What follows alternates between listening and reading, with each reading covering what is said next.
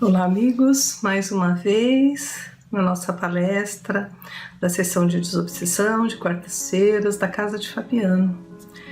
Vamos hoje continuar o nosso estudo sobre desobsessão para todos aqueles que se interessam também por esse assunto e vamos pedir a Deus e a Jesus que nos acompanhe.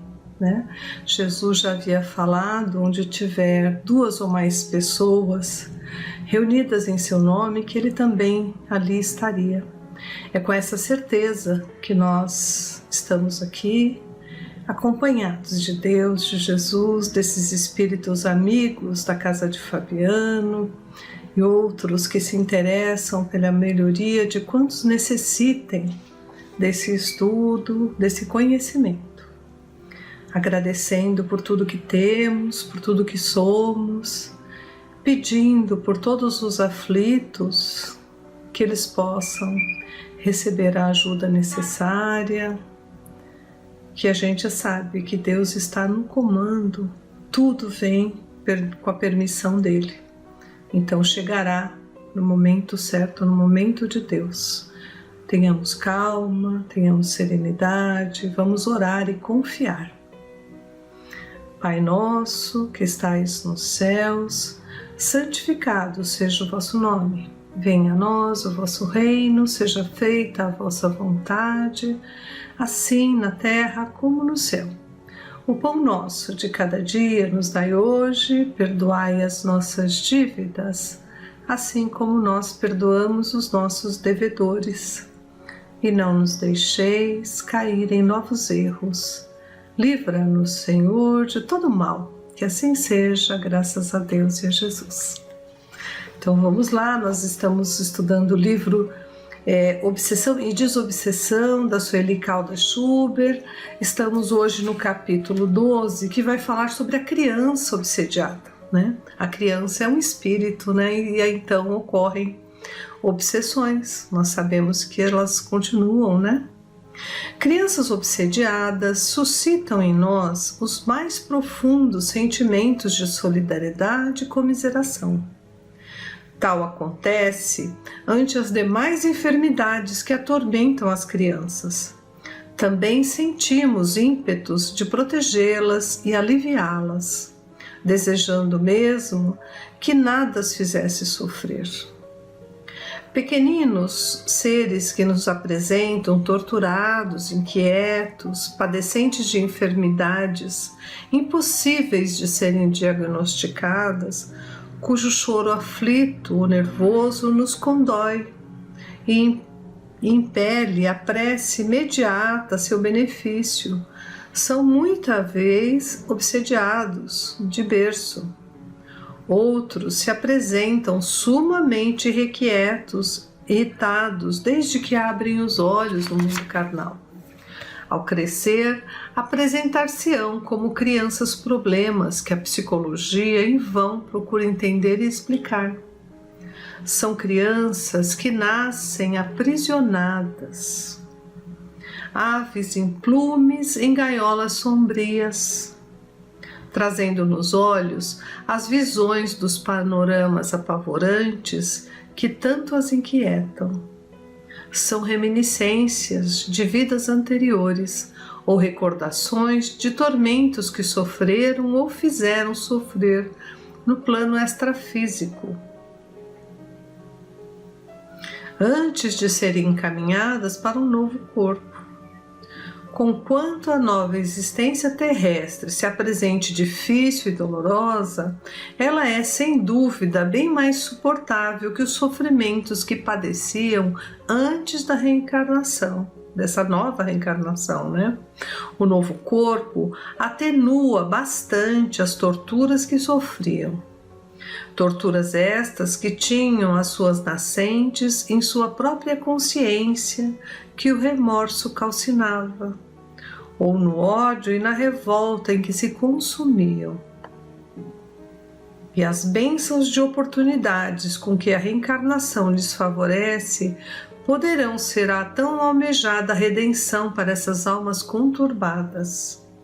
A misericórdia divina oferecerá a tais seres instantes de refazimento, que lhes chegarão por vias indiretas e, sobretudo, reiterados chamamentos para que se redimam do passado através da resignação, da paciência e da humildade. Então, a gente, claro, quando vê uma criança sofrendo, né, por uma obsessão, sendo trazida à casa espírita já tão em tenra idade, né, com tantos problemas, tantas irritações, tão atormentado, assombrado, né?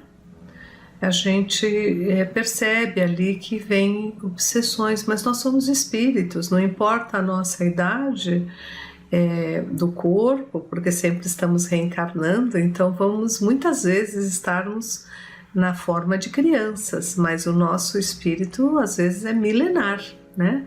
Então ele traz consigo todas as reminiscências daquelas situações que ainda não estão resolvidas. Mas o novo corpo, como eles falam aqui, é sempre uma bênção.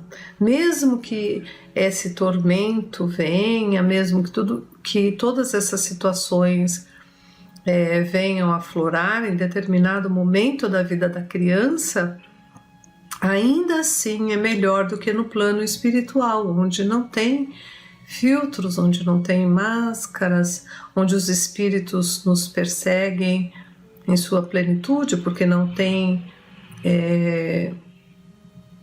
como se esconder, né? E às vezes em um novo corpo demora para que os espíritos ali obsessores nos descubram novamente. Então é um período grande de refazimento, de tranquilidade, de serenidade, para que a gente chegue na fase adulta ou na fase pós-adolescência, né? Onde já estamos mais preparados para essas obsessões, porque são permitidas algumas devido aos acertos, os resgates, né? E nós combinamos isso no plano espiritual, né? Mas quando a gente vê em criança, a gente vê com lente de aumento, não é? Então, o sofrimento passa a ser também dos pais, porque a prova é de todos, né? Então a gente fica condoído, né? Com muita compaixão dessas crianças, com atendimento na casa espírita, com o amor de educadores, tudo isso, com a evangelização infantil, tudo isso vai amenizar a situação e às vezes até vai adiar, né? Se não for para lá quando a criança já estiver mais formada, entender, puder-se ela mesma, né, se desenvolver contra uma obsessão, se precavendo, né, se preparando, ou até mesmo estando dentro de um trabalho, né, que a gente sabe que todas as nossas provas podem ser amenizadas quando nós mudamos o nosso comportamento. Tudo isso pode trazer benefícios, né? Então, o novo corpo é sim uma nova oportunidade de melhorarmos e muito a nossa condição frente a alguns resgates que estão aí implícitos, né? Nós fizemos por onde para que estejamos agora acompanhados desses espíritos, né? Mas eles não vão fazer a bel prazer, não, sempre com a permissão de Deus, e nós podemos mudar essa situação já desde criança, mudando essas tendências de sentir raiva, ódio, elevando o coração delas, buscando ensinar a prece, ensinar as boas coisas, né, para que elas não fiquem com raiva dos amiguinhos, ensinar os bons comportamentos, né, os caminhos que eles vão buscar Jesus por si próprios. Isso é muito importante. Uma religião, a evangelização faz verdadeiras mudanças na vida de uma criança que já vem do berço com uma obsessão. Nós vemos isso todos os dias na casa. E aqui eu peguei do Livro dos Espíritos a pergunta 199, a questão 199, que fala sobre isso. Por que a vida se interrompe com frequência na infância? A duração da vida da criança pode ser, para o seu espírito, o complemento de uma vida interrompida antes do termo devido. A sua morte é frequentemente uma prova ou uma expiação para os pais. Em que se transforma o espírito de uma criança morta em tenra idade? Recomeça uma nova existência.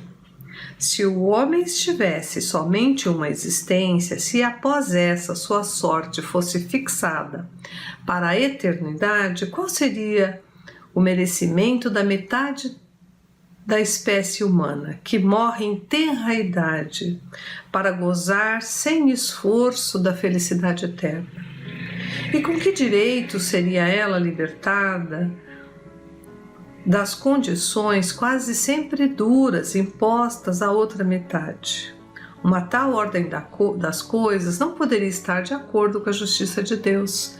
Pela reencarnação, faz-se igualdade para todos. O futuro pertence a todos, sem exceção e sem favoritismo. E os que chegaram por último só poderão se queixar de si mesmos. O homem deve ter o mérito das suas ações, como tem a sua responsabilidade. Tá até, gente, na questão também 646, tem esse ponto que eles reforçam aqui, né? O mérito do bem que a gente faz, né? Nós podemos fazer todo dia coisas boas. Qualquer um pode, uma criança pode ajudar um amiguinho, pode ajudar nas tarefas de escola, pode ajudar cedendo um pouco do seu lanchinho que o outro está com vontade, desde muito pequenininho, pode auxiliar o irmãozinho, ajudar a mãe ali a tomar conta, fazendo alguns carinhos na criança, né? Então tem uma série de coisas que nós podemos ensinar e que isso vai alterando a forma da criança conduzir a sua vida, vai ficando forte em seu coração a maneira correta. Os pais têm essa condição, né, de alternar o comportamento, alterar, né, modificando o espírito, né? E na questão 646, tem isso, né, o mérito de se fazer o bem, porque Deus conhece as nossas intenções. Em cada ação praticada, Ele sabe o tamanho do nosso sacrifício para fazer aquilo, seja em qualquer espírito. Tanto que Ele citou, né, o óbolo da viúva, que ali ela tinha dado mais do que todos aqueles que deitaram milhares de moedas, e ela única apenas, né? Mas o mérito do bem que ela teve foi grande, porque era a única moeda que ela tinha ali, inclusive para o seu próprio alimento, mas ela fez questão de doar. Então Deus conhece as nossas dificuldades, as nossas condições. Às vezes não estamos doando nada material, mas estamos doando o nosso tempo, estamos fazendo o que estamos fazendo com amor. Tudo isso é reconhecido, né? No plano espiritual não tem coisa escondida, né? Aqui a gente pode disfarçar que fez muito, mostrar, apresentar, né? Fazer como os fariseus lá, tocar as trombetas quando nós formos fazer alguma coisa, mas no plano espiritual é onde realmente a vida verdadeira resplandece, né? Nosso espírito aparece, o quanto nós temos já de iluminação, porque recebemos pelo bem que fazemos, e Deus sabe qual é a nossa intenção, qual foi o nosso sacrifício, qual foi o nosso esforço, né? Então, ele fala que o homem deve ter o mérito de suas ações, como tem a sua responsabilidade. Não é, aliás, razoável considerar-se a infância como um estado de inocência. Não se vêem crianças dotadas dos piores instintos numa idade em que a educação ainda não pôde exercer a sua influência? Não se vêem algumas que parecem trazer inatos a astúcia, a falsidade, a perfídia, o instinto do roubo e até do assassínio? E isso não obstante os bons exemplos do meio e da família? A lei civil absolve os erros das crianças por considerar que elas agem mais por instinto do que deliberado propósito. Mas de onde pode provir esses instintos, né? Tão diferentes entre crianças da mesma idade, educados nas mesmas condições, submetidos às mesmas influências? Vemos as diferenças em irmãos, né? De onde vem essa perversidade precoce, a não ser da inferioridade do espírito? Pois a educação nada tem com ela. Aqueles que são viciosos é que progridem menos e então têm de sofrer as consequências, não dos seus atos da infância, mas de suas existências anteriores, das suas encarnações anteriores, né?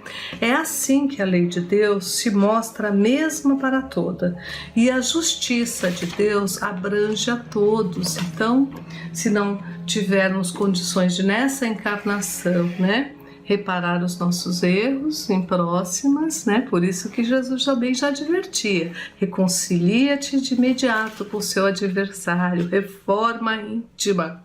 Tudo para quê? Para que a gente tenha um futuro melhor, né? Vamos conhecendo as nossas tendências, as nossas dificuldades, mostrando para as crianças, né, que nós podemos mudar as coisas, ser melhor, trazer o espírito mais tranquilo, e eles mesmos vão depois seguir os passos dessa reforma íntima, dessa melhoria. E no capítulo 8º do Evangelho segundo o Espiritismo, deixai vir a mim os pequeninos, no item 4, mas se o espírito da criança já viveu, por que não se apresenta ao nascer como ele é?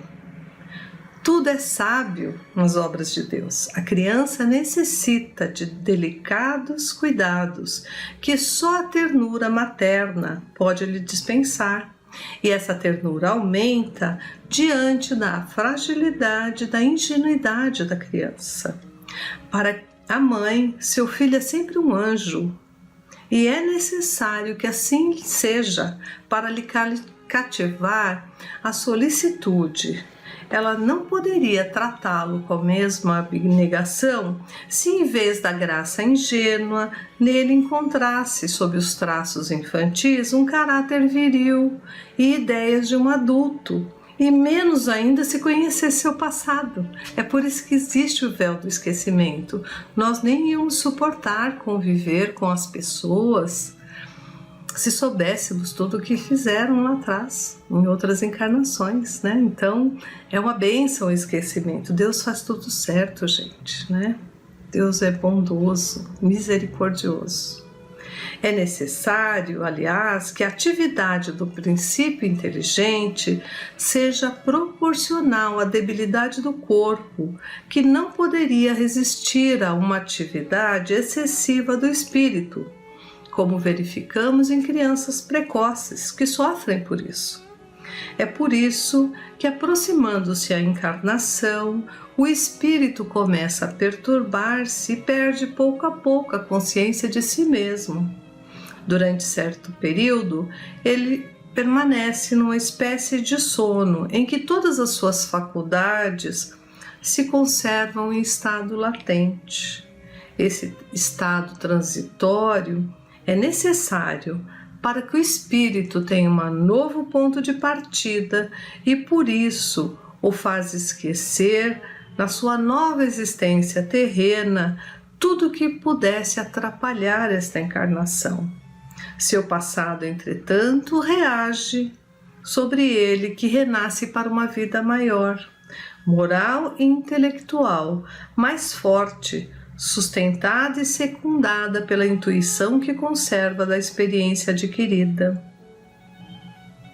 O espírito reveste, pois, por algum tempo, a roupagem da inocência, e Jesus está com a verdade, quando, apesar da anterioridade da alma, toma a criança como símbolo da pureza e simplicidade. E que alegria, né, gente? A gente poder receber essas crianças que Deus nos confia como pais, como avós, como tios, irmãos dentro de uma família, para que a gente possa ajudar esse espírito a crescer. É assim que nós temos que ver todas as situações, né? Raciocinar segundo a doutrina e pedir a Deus a ajuda necessária, porque Ele nos trouxe essas crianças. Foi tudo programado no plano espiritual, nós nos comprometemos, nós pedimos que pudesse confiar que nós receberíamos essas crianças e amaríamos muito para que elas pudessem modificar, chegarem melhor do que aqui chegaram, voltando à pátria espiritual com essa evolução tão necessária que todos nós um dia fomos os necessitados dessa situação, não é isso? É bendita a doutrina que a gente conhece tudo isso. Então vamos pedir por todas essas crianças também que são obsediadas, que sejam alcançadas também por esses espíritos amigos que torcem por essa encarnação, por essa evolução e que ajudam todos os pais e familiares para serem bem-sucedidos nesse projeto que é de Deus. É isso. Muito obrigada por hoje. Vamos agradecer então com o Pai Nosso, com a prece que Jesus nos ensinou. Pai nosso que estais nos céus, santificado seja o vosso nome, venha a nós o vosso reino, seja feita a vossa vontade, assim na terra como no céu. O pão nosso de cada dia nos dai hoje, perdoai as nossas dívidas, na medida em que estamos perdoando aqueles a quem achamos serem os nossos devedores. Não nos deixeis cair em novos erros e livra-nos de todo mal, que assim seja, graças a Deus e a Jesus.